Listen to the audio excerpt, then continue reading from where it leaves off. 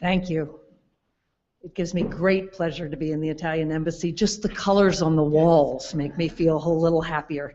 And thanks to all of you for coming out on a really ugly morning. And I would just say hello to everybody who's on the web and on Twitter.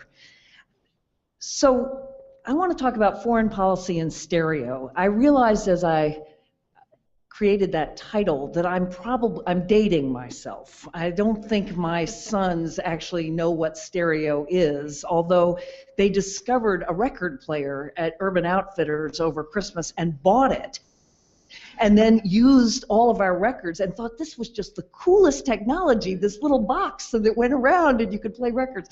At any rate, what I'm trying to say is there are really two different frames for conducting foreign policy today, two different channels, two different worlds, and we have to do both at the same time. So I'm going to start with the traditional frame and then talk about the move to the networked world, and in the process I'm going to describe a number of things that we did at the State Department. Alec Ross and I did, together with PJ Crowley, who's here in the front row, Jared Cohen, who's now the head of Google Ideas. Really, Secretary Clinton was practicing foreign policy in stereo, but I don't think it's been well enough recognized how that fits together with traditional geopolitics. So let me start with the traditional world, which is the chessboard, right? The traditional world of foreign policy is a chessboard.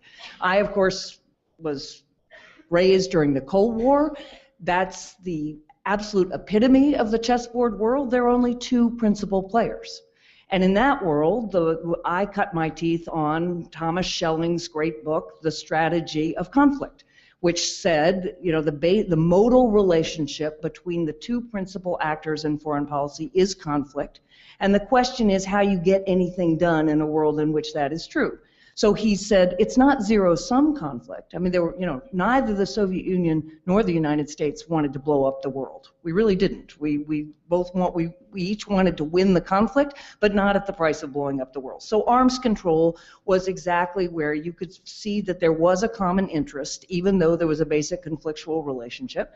How do you deal with that? Well, he basically introduced game theory, right? Game theory is chessboard strategy. It says, if I do this, the other side will do that, and then I will do this, and the other side will do that, and you play it out as far as you can.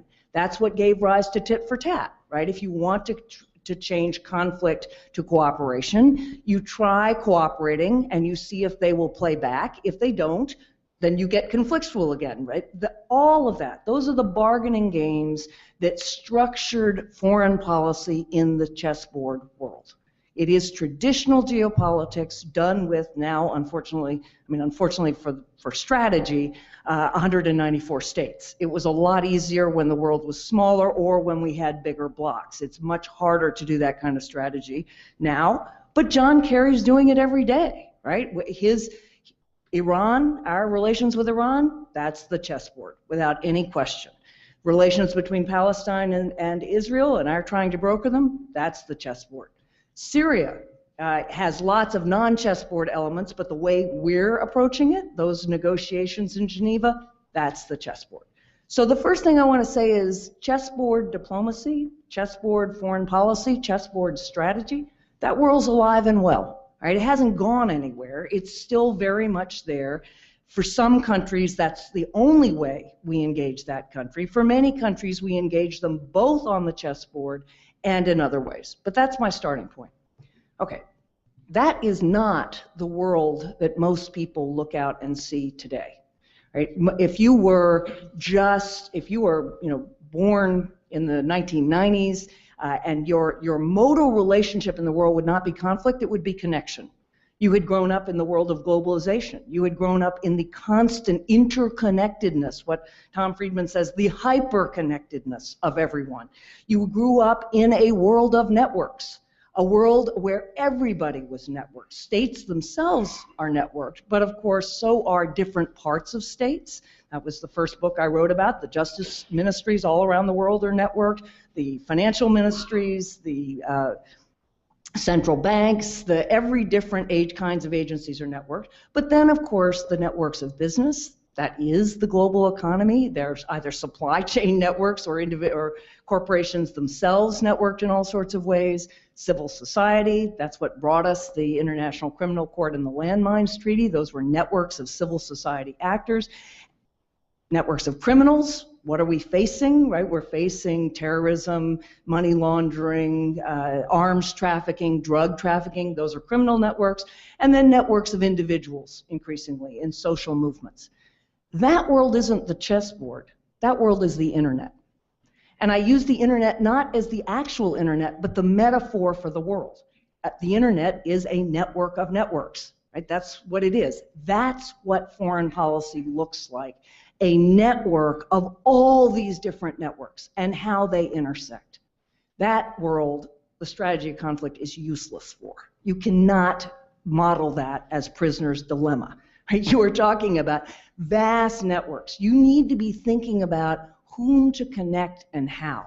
And you start with a very different set of actors, because you're not talking about states. I mean, states can play in that world, but what you're really looking at is constituencies, different sectors of society. So you can think about it as the private sector, the public sector, the civic sector, or you can think about it as different constituencies. The way Secretary Clinton thought about it was, they're young people, they're women, there's civil society, there's business, there's religious groups. I use those examples because she created an ambassador to each of those constituencies. Sometimes, I mean, Milan Verveer actually had the title of Ambassador for Global Women's Issues, but Tamika Tilleman had the title of Special Representative to Civil Society. Ronan Farrow had the title of Special Representative for Youth. Chris Balderson was the Special Representative for Public-Private Partnerships. What she was really doing was doing diplomacy to the networked world, to thinking about different constituencies and thinking critically about how do we create relations with these different constituencies. Well, we create a person whose job it is to connect them. So a lot of what, for instance, Milan Verveer would do, or Tamika, and I should have included Alec Ross, right? So she thought of maybe we could call them the technorati as a constituency, and Alec Ross's job was to be part of and connect the State Department to all the people who are mixing technology and policy in all sorts of different ways.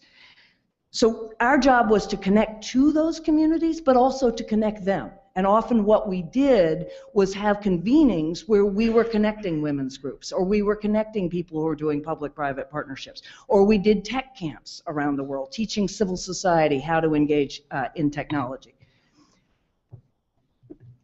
We're just at the outset of foreign policy, the internet version of foreign policy. We can see the networks. She was able to create people in the State Department whose job it was to engage those constituencies and create those networks.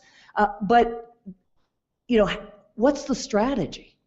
I can do a strategy of conflict. What's the strategy of how to connect to young people across the Middle East in such a way that you're not just meeting with them, but you actually not only get information from them, which is the lifeblood of diplomacy, but you're actually able to do things on the ground. You're actually thinking about, if I connect this person to that person to that person, I can actually create something, I can advance our interests. That's the strategy of networks, or the strategy of connection, and we're just at the outset.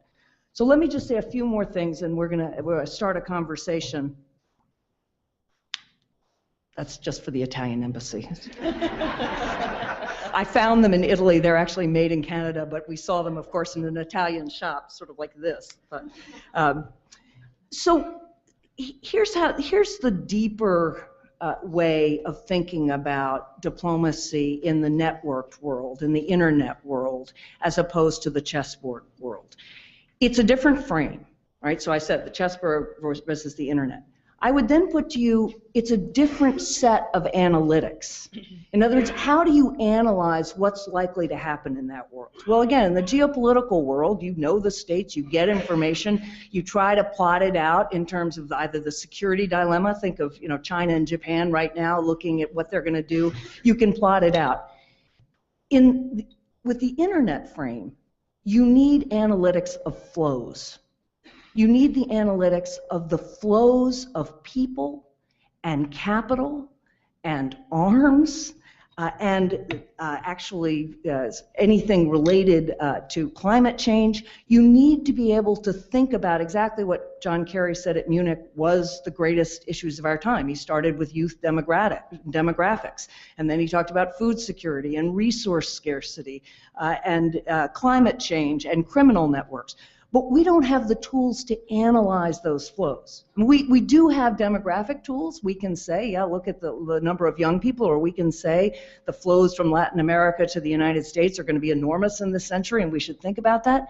But it's not the way we train people to think in foreign policy, and we don't certainly have those tools in the State Department. I do not have the ability to map the flows of people and capital and other kinds of instruments. So that's a different set of analytics. And the last thing we need is a different set of tools, right? So again, Secretary Clinton started that. She had the sense to have people and to start working on different tools. But the key set of tools, and this is where I'll end, and this is what this series is about, are digital tools. So where I want to end is that digital diplomacy is about much, much more than communication. It is essential for communication. It's essential for engagement. It is about listening and responding. It's about ambassadors engaging in lots of ways. But it's much more important than that. Your tools, if your frame for the networked world is thinking about the internet and all those different networks and how you're going to engage all those different networks and how once you've had a convening you're going to keep them connected and how you're going to monitor what's happening, how you're going to advance your interests, your tools are going to be digital. Right? You're going to be creating a website more than you are anything else. You're going to be thinking about how to use big data. You're going to be thinking about how you then create technologies that allow people to collaborate with each other extremely easily in all sorts of ways. So where I want to end is we still have a world that's created or a foreign policy apparatus that is created primarily for the chessboard world. We need a foreign policy apparatus for the internet world. That means we need a different frame of whom we are engaging as diplomats. We need different analytics of what's driving those networks, and we need different tools of how to create them, shape them, work with them, monitor them, and ultimately figure out how to advance national interests and global interests in that world. Thank you very much.